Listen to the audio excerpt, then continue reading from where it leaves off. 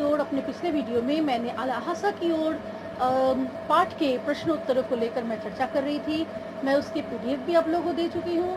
साथ ही मैं लहासा की ओर पाठ के सभी प्रश्नों को पाठ्यपुस्तक के जो प्रश्न थे उन पर भी मैं चर्चा की हूँ। अब हम बढ़ते हैं पाठ्यपुस्तक के आगे के हिस्सा, मतलब पाठ्यपुस्तक में रचना और अभिव्यक्ति के अंतर्गत जिन प्रश्नों को दिए गए हैं उनमें जो प्रमुख प्रश्न हैं उनकी ओर हम पढ़ते हैं। तो रचना और अभिव्यक्ति में आपका पहला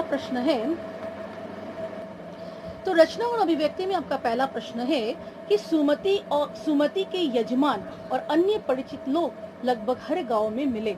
सुमति जो कि पुरोहित की तरह काम करता था, जो कि पुरोहित था, जो कि धर्म गुरु था, वो तिब्बत के सभी गांवों में यजमानों के यहाँ, अर्थात जिनके घर वो पुरोहित बनकर जाता था वो उनके यजमान होते थे। तो जिनके घर वो पूजा करता था, पूजा करने का अर्थ है उनका जो धार्मिक कर्मकांड है जो सुमति करता था, उन धार्मिक कर्मकांडों को सुमति के द्वारा किया जाता था। तो बोध गया से गंडे को लाकर बांटना, ये हम देखते हैं कि वो तिब्बत के लगभग सभी गांवों में वो ये काम करता है। इसका अर्थ है कि तिब्बत के सभी गांवों में उसके बहुत से परिचित लोग थे। जहां वो जाता था उसे काफी सम्मान मिलता था, उसे रात में ठहरने के लिए जगह मिलता था, उसका लोग आदर सत्कार करते थे, उससे लोग अच्छी तरह से पेश आते थे, उसे सम्मान करते थे, श्रद्धा करते थे। तो प्रश्न है, इस आधार पर आप सुमति के व्यक्तित्व की किन विशेषताओं का चित्रण कर सकते हैं? अवश्य है हम यहाँ पे सुमति के व्यक्तित्व को देख पाते हैं। तो इसका उत्तर आप ध्यान से सुनिए। सुमति एक मंगोल भिक्षु था। वह भारत से तिब्बत जाता था और तिब्बत के प्राय सभी गांवों के सभी घरों में वह गंडे बांटने का काम करता था। एक धार्मिक प्रतीक है गंडा। बोध गया से लाया हुआ चिन्ह, बोध गया से लाया गया गंडा, मंत्र उच्चारण से बनने वाला जो गंडा है उसे वो बोध गया से लाता था और वो सभी घरों में बांटता था। यजमान उसके लगभग तिब्बत के सभी गांवों में उसके बहुत सारे यजमान थे। उनके घरों में जाकर वो ठहरता था, उन्हें काफी मान सम्मान मिलता था और साथ ही वो वहाँ पर धार्मिक कर्मकांड भी किया करता था। इससे पता चलता है कि सुमति काफी मिलनसार और स्नेही प्रकृति का या स्नेही स्वभाव का व्यक्ति था। इसके अलावा हम देखते हैं कि सुमति लेखक को लेकर तिब्बत गया था। लेखक तिब्बत से एकदम अनभिज्ञ था। उसे तिब्बत के बारे में कुछ भी नहीं मालूम था। तो उस समय उसने लेखक की सहायता की थी और लेखक को लेकर वो तिब्बत की यात्रा किया था। तो इससे ये पता चलता है कि सुमति उदार प्रवृत्ति का या उदार स्वभाव का व्यक्ति भी था। सुमति के मन में उदार और परोपकारिता भी था। तीसरा हम कह सकते हैं कि सुमति काफी परिश्रमी या मेहनती था। वह एक निश्चित समय के अंतराल में भारत से तिब्बत जाना और तिब्बत से भारत आना, ठीक है, इस काम को वो लगातार करता रहता था। निश्चित समय सीमा से और निश्चित अंतराल से भारत से तिब्बत की यात्रा करता था। इससे पता चलता है कि वो काफी मेहनती भी था, परिश्रमी भी था। तो हम सुमति के संबंध में, सुमति के व्यक्तित्व के संबंध में इन सारे बातों को देखते हैं। तो ये सारा मैं पीडीएफ भी दे दूंगी, लेकिन आप इसे, मैं जो बता रही हूँ, इसे आप ध्यान से सुनिए, समझने की कोशिश कीजिए। आप चाहेंगे तो उस पीडीएफ में इसे अटैच भी कर सकते हैं। प्रायः मेरा पीडीएफ जो मैं बता रही हूँ वही है। दूसरा प्रश्न है, हालांकि उस वक्त मेरा भेष ऐसा नहीं था कि उन्हें कुछ भी ख्याल करना चाहिए। ये कथन किसका था? यह कथन लेखक का था। जब लेखक सेकर विहार में नमसे से मिला था, नमसे तो एक बौद्ध भिक्षु था। सुमति जैसे मंगोल भिक्षु था, नमसे बौद्ध भिक्षु था, जो सेकर विहार में राजा की तरह सम्मानित होता। तब याद आया, तो जागीरदारों के से पाई गई जागीरों में जो खेती का काम होता था, उस खेती के काम को देख रेख करता था नमसे, जो कि एक बौद्ध भिक्षु था, काफी भद्र व्यक्ति था। तो उस समय मेरा वेश ऐसा नहीं था कि उन्हें कुछ भी ख्याल करना चाहिए। असल में लेखक जो था वो भिखमंगे के वेश में था। भिखमंगे के वेश में, या बहुत साधारण वेश में था कह सकते हैं, भिखमंगा अगर पूरा नहीं भी था, बिल्कुल साधारण वेश में था। काफी साधारण वेश में होते हुए भी उसके साथ बहुत ही भद्र तरीके से, बहुत ही भद्रता से नम से पेश आए। ठीक है, तो यहाँ पर लेखक का वेश बिल्कुल साधारण था। लेखक बहुत ही साधारण और एकदम सीधे साधे वेश में थे, तो इसके बावजूद भी लेखक से नमसे ने बहुत अच्छा बर्ताव किया। इसके आधार पर एक प्रश्न बनता है, उक्त कथन के अनुसार हमारे आचार व्यवहार के तरीके वेशभूषा के आधार पर तय होते हैं। आपकी समझ से यह उचित है अथवा अनुचित, विचार व्यक्त कीजिए। लेखक कह रहे हैं कि हमारा जो भी आचार विचार होता है, हमारा जो भी व्यवहार होता है, हमारा जो रहन सहन होता है, रहन सहन के तरीके जो होते हैं वो वेशभूषा के आधार पर तय होते हैं। मतलब कहने का तात्पर्य है कि वेशभूषा एक महत्वपूर्ण भूमिका अदा करती है। किसी भी व्यक्ति का वेशभूषा एक महत्वपूर्ण भूमिका अदा करती है। वेशभूषा को देखकर हम व्यक्ति के बारे में बहुत कुछ हम अंदाजा लगा लेते हैं, अनुमान कर लेते हैं। तो आपकी समझ से यह उचित है कि अनुचित, मतलब वेशभूषा को देखकर हम उनके साथ वैसे ही पेश आते हैं। वेशभूषा के हमारा जो आज किसी व्यक्ति के साथ हमारा जो आचार व्यवहार का तरीका होता है वो वेशभूषा के आधार पर होता है। लेखक कहने का उत्तर सुनिए, इसका आप ध्यान से उत्तर सुनिए। यह कथन लेखक का है। लेखक काफी साधारण वेशभूषा में नमसे से मिलने गए थे। नमसे बौद्ध भिक्षु था और काफी भद्र व्यक्ति था, काफी अनुभवी और ज्ञानी व्यक्ति था।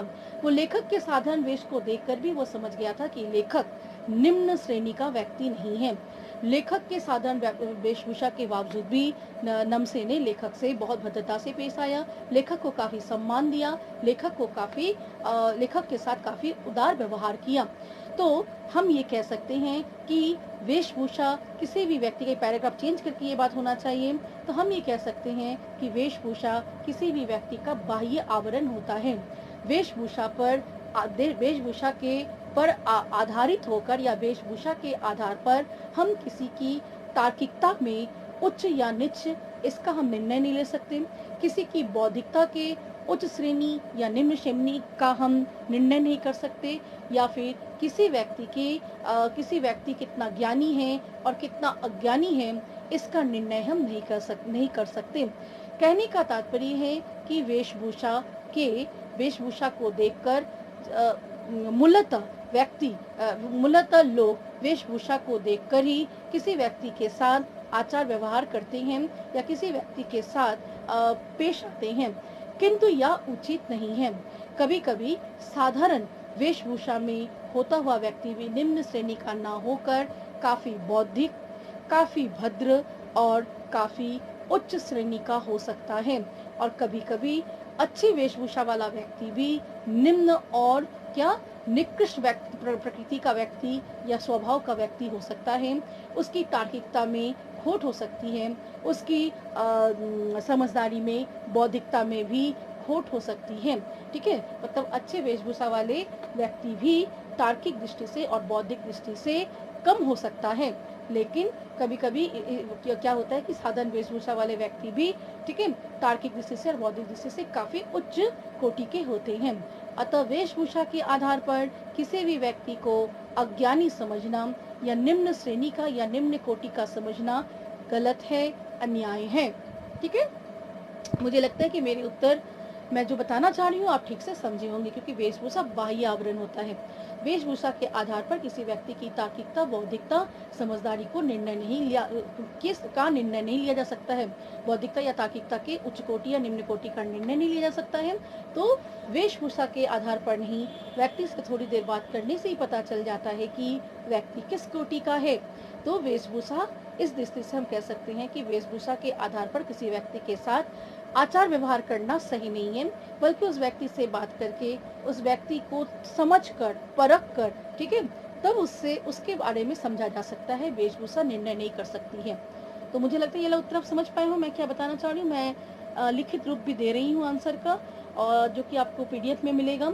ठीक है, और तीसरा क्वेश्चन है क्वेश्चन नंबर 10। ये भी बहुत इंपॉर्टेंट प्रश्न है। यात्रा वृत्तांत के आधार पर तिब्बत की भौगोलिक स्थिति का शब्द चित्र प्रस्तुत करें।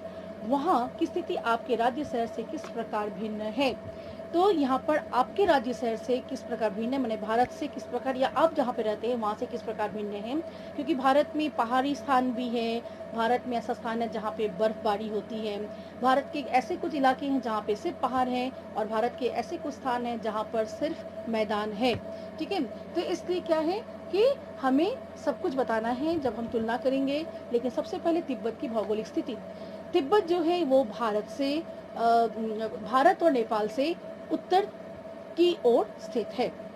तिब्बत समुद्र की सतह से 17,000 फीट की ऊंचाई पर स्थित है। तिब्बत का अधिकांश क्षेत्र जो है वह पहाड़ों और दुर्गम पहाड़ों और जंगलों से घिरा हुआ है। ठीक है, ये सब हम सारी बातें हम पाठ को पढ़कर ही देखेंगे। तिब्बत में जो तिब्बत में अगर हम दक्षिण की ओर देखते हैं तो वहाँ पूर्व से पश्चिम की ओर हिमालय के हजारों बर्फ से भरे हुए, बर्फ से ढके शिखर हमें दिखाई देते हैं। वही भीटे की ओर हमें ऐसे पहाड़ दिखाई देते हैं जो बिल्कुल नग्न हैं, अर्थात जिन पर न तो बर्फ है और न ही हरियाली है, मतलब न ही जंगल है। और तिब्बत में अगर हम 10-11 बजे के बाद से तिब्बत के अगर तापमान को देखते हैं तो वहाँ काफ़ी अच्छी धूप होती है। धूप वहाँ पे कड़ी धूप निकलती है। दिन के 10-11 बजे के बाद से धूप कड़ी होने लगती है, और दोपहर के 2 बजे तक आते आते आगे से धूप बहुत कड़ा होता है, और पीछे से बर्फ की तरफ, मतलब पीछे से जो है ठंड भी प्रतीत होता है। पीठ जो है ठंडा होता चला जाता है, मतलब बर्फ का, मतलब ठंड का भी एहसास होता है।